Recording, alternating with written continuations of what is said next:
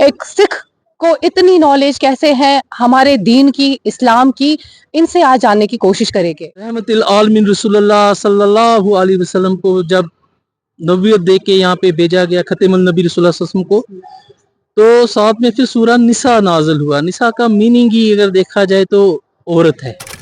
कहाँ से पढ़ा, आपको इतनी नॉलेज कैसे है? हम भी मुसलमान हैं, हमें इतनी नॉलेज होती नहीं है, हालांकि होनी चाहिए, बट आपको इतनी नॉलेज एक सिख हो के कैसे है? इसकी लाठी में आवाज नहीं होती है। लेकिन जब पड़ जाती है तब बंदा कहीं का नहीं रहता है। जब पड़ जाती है तो फिर अल्लाह ही उसको बचा सकता है जो मारता है। बिस्मिल्लाहिर्रहमानिर्रहीम। अस्सलाम वालेकुम नाज़रीन, आप देख रहे हैं कशिश दास्तान न्यूज़ नेटवर्क।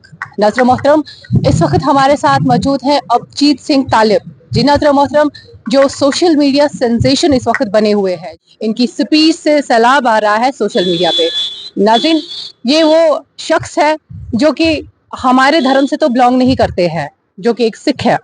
एक सिख को इतनी नॉलेज कैसे है हमारे दीन की, इस्लाम की, इनसे आज जानने की कोशिश करेंगे। फिलहाल बहुतों ने इनका इंटरव्यू भी किया, पहुंचाया भी आप तक, लेकिन जो हम पूछेंगे वो शायद कुछ डिफरेंट होगा। आप देखते रहिए कशिश दास्तान न्यूज़ नेटवर्क। बहुत शुक्रिया करते हैं हम आज आपको हमारी चैनल में, और आपने इतना कीमती वक्त अपना दिया, तो इसके लिए बहुत आभारी रहेंगे आपका। मैं शुक्रगुजार हूँ कश्मीर दास्तान तो आप लोगों का कि आपने मुझे यहाँ पे बुलाया। ठीक है, आपने हुक्म किया, मैं यहाँ पे आ गया। मेरा हम अर्जी करते हैं। सबसे पहले मुख्तसर से ही बातें करेंगे, क्योंकि बहुत सारे इंटरव्यूज आज दिन भर आपने दिए हैं, बहुत सारे लोगों से आज आपने बात की है। मुख्तसर सी बात आपसे पूछेंगे, क्योंकि आप सिख कम्युनिटी से बिलोंग करते हैं और मुसलमानों के बारे में इतनी नॉलेज, कुरान शरीफ के बारे में इतनी नॉलेज, हदीस शरीफ आप इतने सुनाते हैं, जो कि बिल्कुल सही भी आप सुनाते हैं। तो क्या वजह रही आपको कुरान शरीफ पढ़ना पड़ा, और ये जो नॉलेज है ये आपने कहाँ से गेन की? सिख होने के बावजूद मैं कुरान शरीफ की ओर कैसे रुजू हुआ? इतनी नॉलेज मेरे पास कोई नॉलेज नहीं है। कुरान शरीफ का मैं कहता हूँ समुंदर जो है उनका अंत मिल जाएगा, उनकी तह तक आप जा सकते हो, लेकिन आपने कुरान शरीफ का नाम लिया और जो धार्मिक ग्रंथ बाकी हैं उनमें से अगर आप बोलेंगे एक लफ्ज तो एक लफ्ज भी हमें समझ नहीं आएगा। अब जैसे कुरान का आप कह रहे हैं, कुरान शरीफ में देखिए सूरह बकरा जब हम शुरू करते हैं वहां पे अल्लाह ताला फरमाते हैं कि अलिफ लाम मीम। अब अलिफ का मतलब क्या है ये तो अल्लाह को ही पता है। ठीक है, बड़े बड़े उलमाए हक हुए शुरू से लेके जहां तक मैंने पढ़ा, लेकिन आज तक कोई अलिफ का मीनिंग भी प्रॉपरली नहीं बता सका कि अलिफ का मीनिंग क्या है।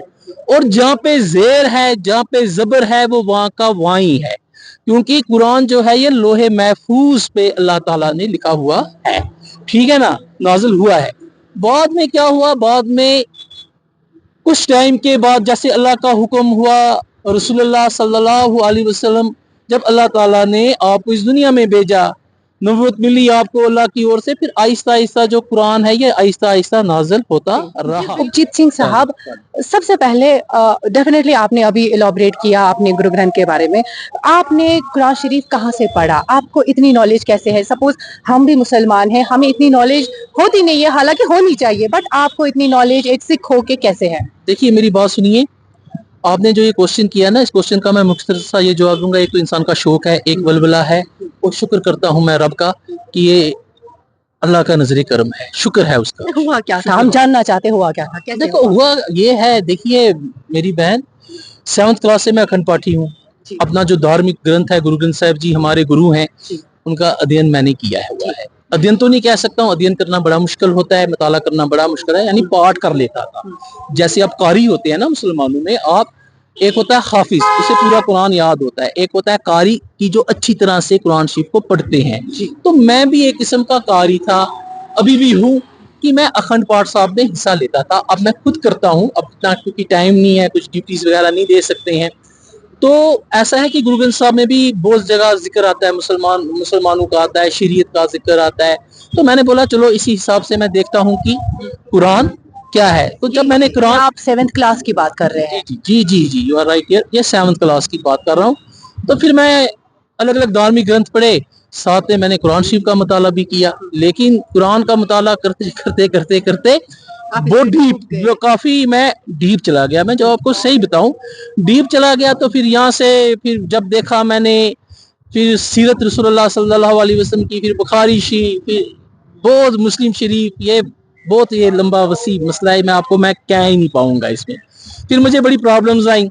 अब मैं किसी के पास जाता था, हालांकि मैं चुना तगन अल्फ बे मुझे नहीं आता है, ना मुझे अरबी आती है। अब मैंने पिछली बार रिक्वेस्ट की थी उलमाए हक से, जो स्कॉलर हैं कश्मीर के बड़े बड़े, उनसे मैंने कहा कि मुझे अडॉप्ट कर लो, आप लोग 1 घंटा दे दो मुझे, कम से कम मुझे अरबी सिखाओ। अल्लाह ताला दीन और दुनिया उनको दीन और दुनिया से नवाज देगा।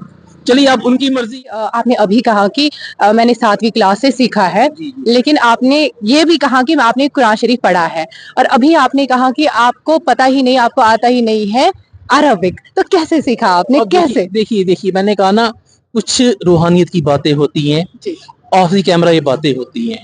तो ऑन द कैमरा अगर मैं कुछ चीजें आपको बताऊं, तो ये एक पर्दा होता है, ये एक पर्दा होता है। तो अगर पर्दे को पर्दे में ही रहने देंगे आप, तो ज्यादा बेटर होगा। जी, पर्दे को पर्दे में रहने रखते हैं। फिलहाल के लिए आपसे ये पूछते हैं कि जो सूरह निसा की आपने अभी इससे पहले ऑफ कैमरा जिक्र की थी, क्या इसके बारे में थोड़ा सा रोशनी डालिए। अगर हम हमारे कश्मीर की लड़कियों की बहू बेटियों की बात करते हैं तो अक्सर हमें जलील किया जाता है।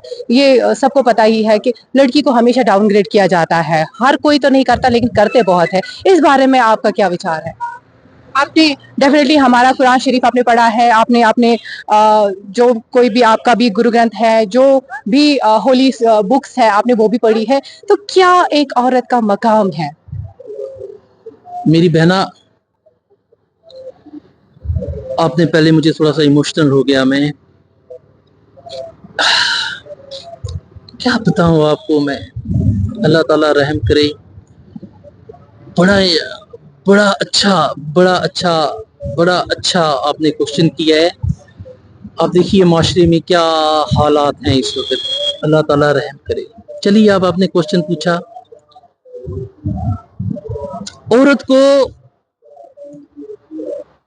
जब से ये औरत का जन्म हुआ है, वो जाहिलियत का वक्त, जब रसूलुल्लाह सल्लल्लाहु अलैहि वसल्लम रहमतुल आलमीन आप इस दुनिया में नहीं आए थे, तो अरब में क्या किया जाता था, जिंदी लड़कियों को दबा दिया जाता था। उनको पता ही नहीं होता था कि हमें क्यों दफन किया जाता है। अल्लाह ताला ने रहम किया पूरी दुनिया पे।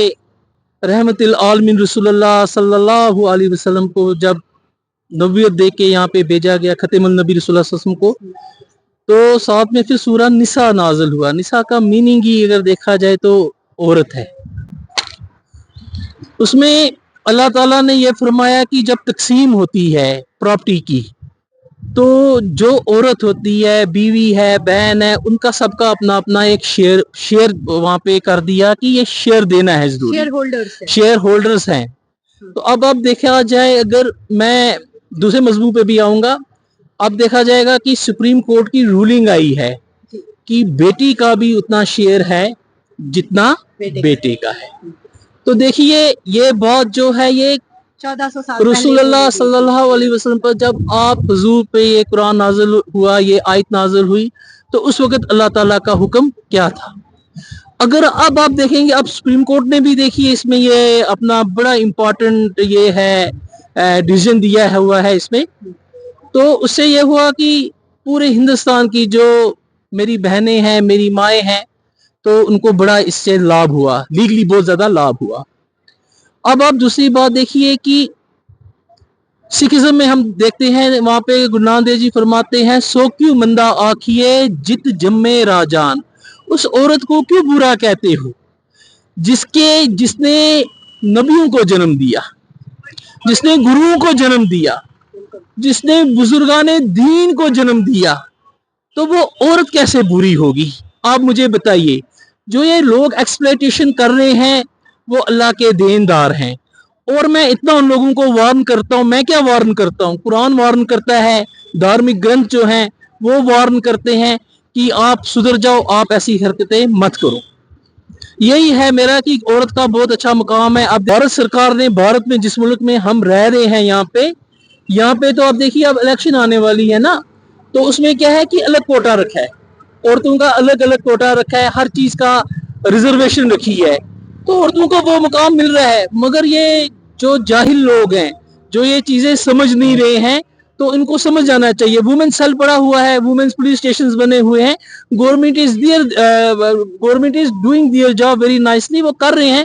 लेकिन जो लोग ऐसा करते हैं उनको अंडर द लॉ उनके खिलाफ एक्शन होनी चाहिए। औरत जैसे मर्द ऐसे औरत है। अगर हम इस्लाम के दायरे की बात करें, इस्लाम के दायरे में उनकी क्या सजा है जो लड़कियों को जलील करते हैं, औरतों को जलील करते हैं? देखिए, किसी पे बेहुरमती लगाना, ये तो मुझे लगता है उसमें तो सजा है, बिल्कुल सजा है। वो शरीयत, वो तो पता है, उलमाए हक को पता होगा इस चीज का। लेकिन ये है कि है, सजा तो है। चलो, अल्लाह देखता है, अल्लाह तो सजा देता है, क्योंकि उसकी लाठी में आवाज नहीं होती है। लेकिन जब पड़ जाती है तब बंदा कहीं का नहीं रहता है। जब पड़ जाती है तो फिर अल्लाह ही उसको बचा सकता है, जो मारता है, मारने वाला ही बचा सकता है। तो ऐसे लोगों को जरा परहेज करना चाहिए। तो बेहतर है कि तौबा करे, लड़कियों को जलील ना करे। बहुत बहुत शुक्रिया हमारे साथ बात करने के लिए।